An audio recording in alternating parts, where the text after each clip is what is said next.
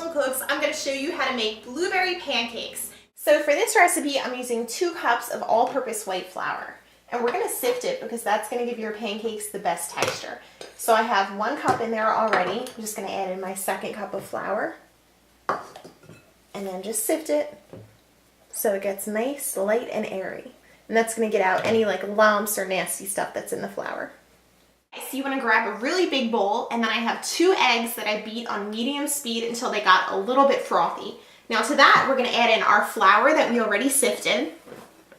And then we're going to add in 2 1/4 cups of buttermilk. And I love buttermilk pancakes. It makes them nice and fluffy, and it gives them a rich flavor. I'm going to add in some baking soda and baking powder. Then I'm going to do 3 tablespoons of sugar, just regular white granulated sugar. Some melted butter. This is half a stick of melted butter. And then half a teaspoon of good quality vanilla extract. Always use good quality in baking. And I am going to measure this because we don't want to throw off the pancake. Whoa, shit. We'll get a little bit of extra vanilla in there, no big deal.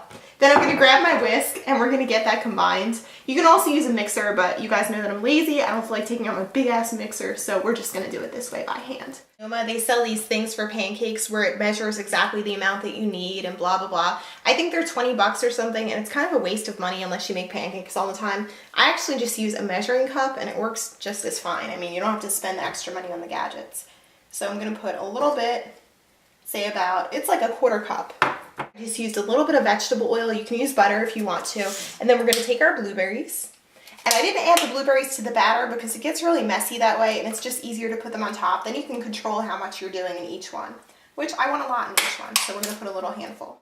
And you can see how the pancake's starting to bubble. That means that the cake is cooking through from the middle to the outside, so it's ready to flip. Just give it a big scoop and flip it right on over. Perfect. Now let it cook for another minute or so, and then it should be done. We're going to dust it with powdered sugar and hot maple syrup. I'm going to top them off with some maple syrup. Make sure you get the good quality one. I'm using Vermont. Don't get the Aunt Jemima or all that crap that's filled with corn syrup. Get the real 100% thing. It's a little bit more money, but it's better for you, and it tastes a lot better too. So I warmed up my syrup, and we're going to put that on there. Don't worry, I'm eating more than that. This is just to, taste it a little bit. A little sample. Make sure they're good for everybody to eat. And then I'm going to top it off with some pats of butter. Of course, butter is very necessary. And then I'm going to do, some powdered sugar right over the top. Of course, you always have to finish with powdered sugar.